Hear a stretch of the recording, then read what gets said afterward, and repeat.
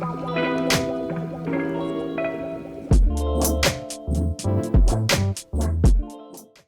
everyone, welcome to the show. My name is Brandon Taylor and you're watching Culture Wedge. Well, so far on the channel we've been talking about some of the different things that makes our culture awful. Because, to be honest, it is awful, no matter how you slice it. But we're going to look at things a little bit more positively today because, to be honest, not all people in the United States today claim to be a part of the culture that today's society is showing. And, of course, those of you watching this, and I myself, don't claim to be a part of that culture, and hopefully you don't do the same things that we've talked about in the past few videos. So I'm going to give you some examples that show that not all Americans are crazy and woke. And these are going to be examples of things that we would call where companies and other people, so on and so forth, will get woke and go broke. If you're savvy very much at all in today's culture, you've probably heard of the term before. You've probably heard people try to say it's a myth or it's a lie. Well, sorry, we've got proof. And this proof isn't even buried in pudding. It's pretty obvious. So we're going to talk about those things today to just show how get woke and going broke is proof that the majority of people in today's culture are still sane. A couple things before we get started. I've noticed through watching these videos in the past that it wouldn't be hurting for me to have a little bit of makeup on. I see why almost everyone who is doing these shows has a little bit of makeup on. So I hope y'all enjoy everything you're seeing wrong with my face, all the gray hair, because, you know, it's not great to me, but you can point and laugh all you want. I don't care. I guess as long as you don't do it in person. But we're going to go ahead and get started because this video today is going to be a little bit shorter than what I've been doing. So, get woke and go broke. The few examples I've got here are a movie, sports, a company, and then a TV show, or it's specifically an award show. So my first example is Ghostbusters, the movie that came out in 2016. Absolutely a huge flop. No matter who you are, you can't ignore the fact that they lost money on this movie. Some say it's about $50 million. Some say it's $70 million. It's really according to what you consider, where you consider the losses coming from, down to a certain point. But they spent a ton of money on marketing. The production, of course, wasn't cheap. And then after showing the movie in several global markets and then the U.S., they came up quite a bit short on this movie. And there are several reasons why that's true. I've never seen it myself because I know I don't have to. Many people said it was nowhere even close to as good as the regular or the original Ghostbusters is. Original, I should say. For several reasons. First, most sequels or most one-offs, spin-offs aren't as good. But there were some specific things that gave this the woke stamp. It starts off with a jab at Donald Trump, talking about I don't think it mentions a wall, but it mentions a gate or a fence, something stupid that was obviously a jab at Trump towards the beginning of the movie. It was also obviously from a feminist glorifying point of view. Every male character in the movie was absolutely awful. They were angry, they were rude, so on and so forth, and it was obvious that it was made this way. Of course, Nothing necessarily wrong with this, but the main characters were all women. So be it, if that's the way. The villain, I believe it was the villain, was one who was bullied. Made the case that the reason he became the villain was because he was bullied. Obviously, once again, stating what's wrong with bullying people. We don't want to bully people, but there's a difference between bullying and beating down someone emotionally or physically, or just having common sense. So sorry, not quite the same. Funny enough, they tried to blame Donald Trump for the losses on this movie. This was not too long after he hadn't been elected yet, but he was in the middle of his run. And they tried to blame him for it because somehow Donald Trump was creating misogynistic hate. Of course, we knew before Donald Trump was president that everything was his fault. All of the pitfalls of this world were Donald Trump's fault. And as we very well know, that soon got expanded more and more upon. But they did try to blame their failure, the fact that this movie was a flop, on Donald Trump. But their get woke and go broke, this example here, lost them anywhere from $50 to $70 million on this film. So that's example number one. Obviously, the people weren't interested in this sequel. People weren't interested in the messaging. People weren't interested in them poking fun at Donald Trump. So that happened. Next, we're going to talk about sports, and more specifically the NBA, because this is a great example of get woke, go broke. Because of the things that happened with George Floyd, along with everything similar, the NBA started using the SJW messaging, Black Lives Matter messaging, so on and so forth, along with many other sports, the MLB, the NFL, those two less than the NBA, however. And I'm going to take a look at this Newsweek article. And the title is, as NBA ratings decline, poll shows 34% watch less sports over social justice messages. Now I'm going to read through all this because it's short and has a pretty good bit of information, good information. It says, as NBA ratings have declined over the current season, a new poll shows that more than 30% of Americans say they have watched less sports over political and social justice messaging. The poll, which was conducted by Yahoo News/YouGov, found 34.5% of respondents saying they have watched less sports due to social justice campaigns. According to the poll, 11% of people said they have watched more sports as a result of the social justice messaging, and 56.3% said they have watched the same amount. Looking at the different political party affiliations, 19% of Democrats said they have watched less sports in light of social justice messaging, while 13.7% said they have watched more. In comparison, 53% of Republicans said they have watched less sports due to social justice messaging, and just 8.6% said they have watched more. I don't know why 8.6, but nevertheless. The poll also found that men were more likely to watch less sports as a result of social justice efforts, as 37.6% said so, compared to 28% of women. According to the poll, 13% of men and 7% of women said they have watched more sports. Yahoo News/YouGov surveyed 1,606 U.S. adults from March 22nd to March 25th and reported a margin of error of plus or minus 2.7 percentage points. So those previous percentage points I just mentioned, take those or at a minus or plus 2.7 in what you see. The article goes on.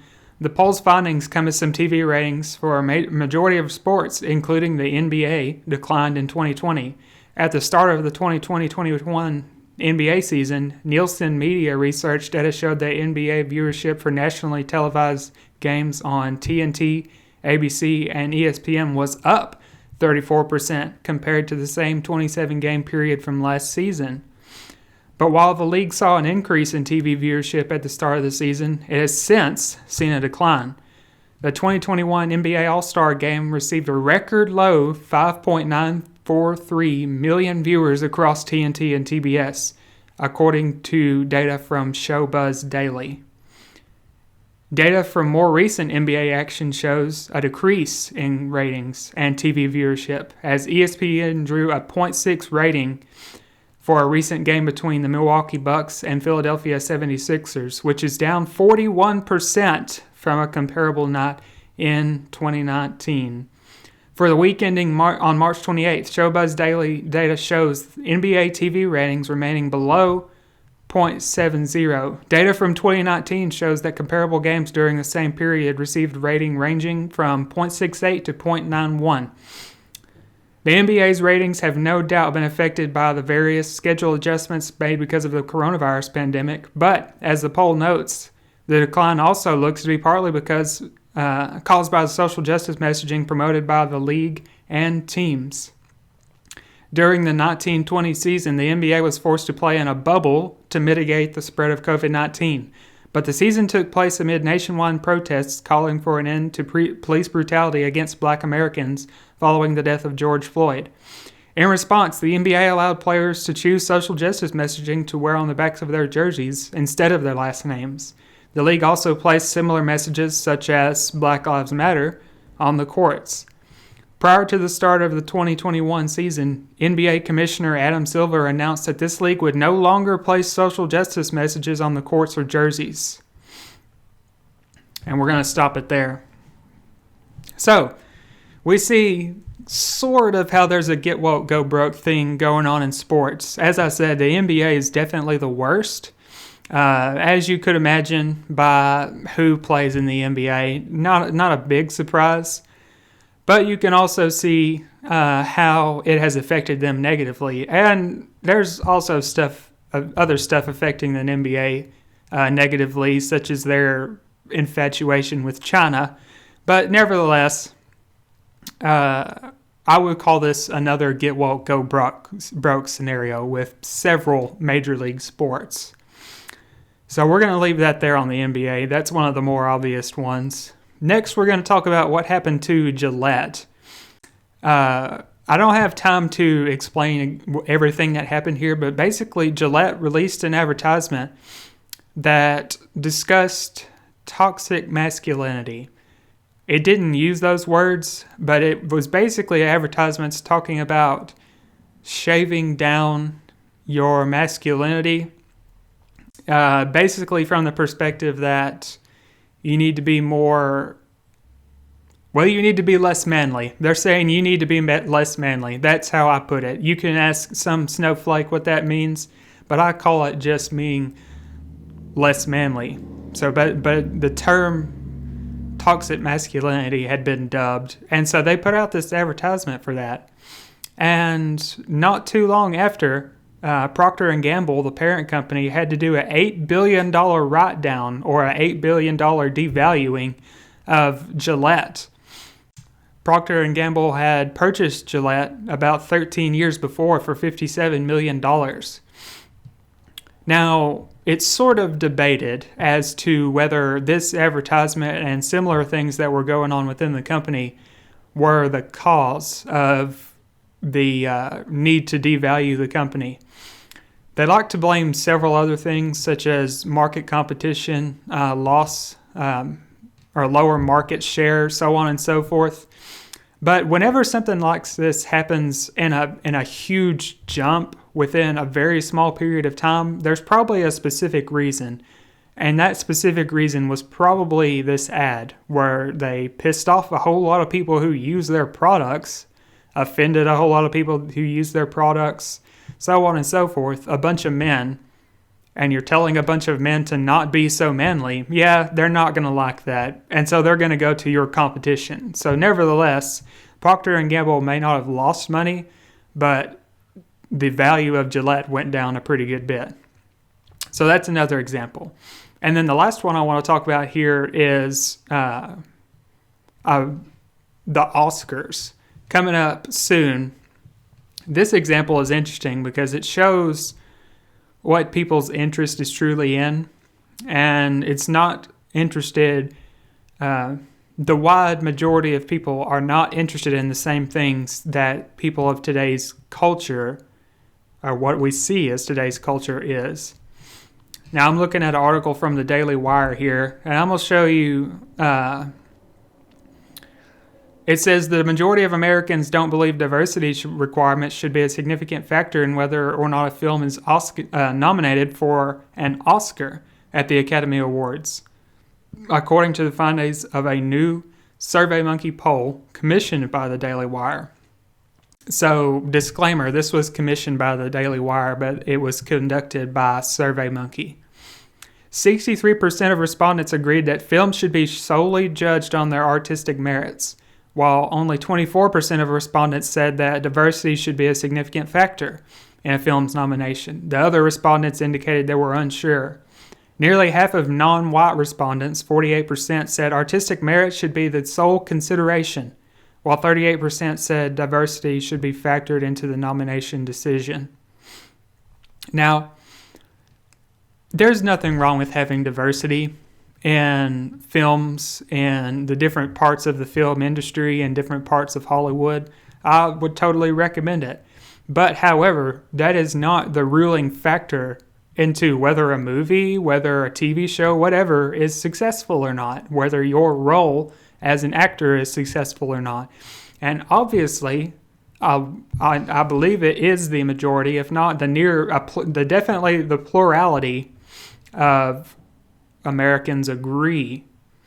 And we've seen this sort of woke mentality, maybe most obviously in award shows and other celebrities. Celebrities imitate it, reflect it, obviously. And it's awful. It is totally awful. So we see those 4 examples. There are many, many other examples of kind of this get woke, go broke. How when the company gets woke, things go badly for them because it turns out most of their customers, most Americans overall, don't like that mentality, don't like that almost non-theistic worship of ideas, the ideology. But our society, in America, is not quite as crazy as we perceive it, it turns out. However, the thing is, the small portion of people who are pushing this ridiculous culture are the ones that are the loudest. They're the ones that are the most seen. They're the ones that are the most noticed. And that's where the trouble lies. They're the loudest on news media, with nearly all major networks taking on this woke idea, this woke ideology. Whether the pundit is actually woke or not, it doesn't matter. They're being told by woke people what to say. So it's loudest in news media. It's also loudest in movies. I just gave you the example of Ghostbusters, and there are several others that have came out recently that push the crazy woke ideas, beliefs that we see. Social media is the most obvious. I call Twitter the house of worship for wokeism because it's where we see it most. TikTok's pretty bad too, I must say. But social media is where we see it the most, and the people who push it the most are some of the most popular on social media, which is awful. And it kind of all originated in higher education, such as colleges, universities, and maybe even high schools, is where this affinity for self-love really began and created wokeism. And so these areas that are most obvious, where really culture begins, are where we see this the most. And so therefore it is the loudest to each American in these places. So it creates the perception that almost everyone is like this, unless somebody is truly labeling themselves as conservative. But we know that's not necessarily the truth. But the thing is, it doesn't matter, because these are places where the origin of culture is. Social media, movies, so on and so forth, is what's going to push these things more and more into the culture and integrate it more and more into generations to come. So we've got to be careful what we watch. We have got to try our best to start making our own things, such as movies. The Daily Wire has started production. They came out with a movie not too long ago that I haven't seen, unfortunately, but I believe ended up being great. And they're going to be doing more things like that soon. That's a great example. People making YouTube channels to where they're promoting different ideas, promoting content that is opposite or more conservative are good things that we need. Music of the same kind, not a whole lot anymore, but there are certain genres that tend to be a little bit more conservative. There's obvious ones, Christian music, country music, so on and so forth. But there are others that are not necessarily those that are still rather decent.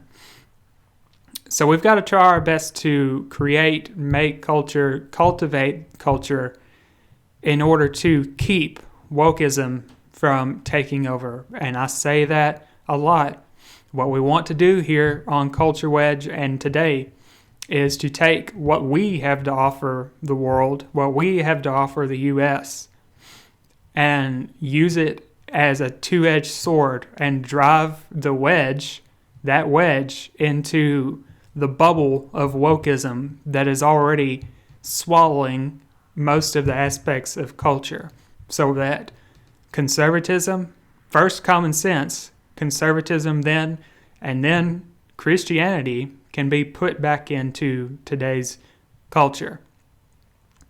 A recent poll showed that less than half of Americans claim to go to church, down from 70% at the turn of the century. Totally awful, but it shows the fact as well that even if the church isn't Christian, religion is being taken out of the culture as well. People choosing not to practice religion for whatever reason.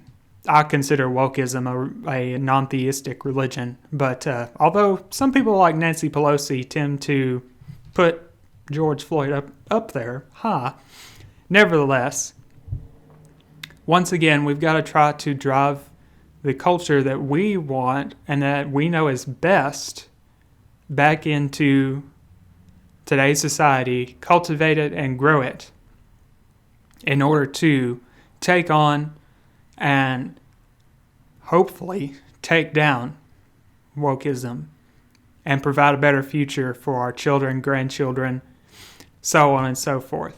So I hope you enjoyed this. I wanted this to be a little bit more positive because we love hearing about these examples of getting woke and going broke.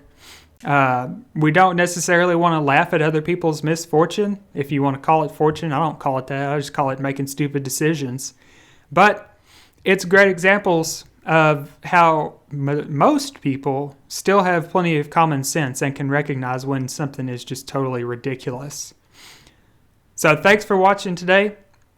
I hope you enjoyed this episode. Please like, comment on the video, ask me something, and subscribe to Culture Wedge. And thank you, and I'll see you again next week.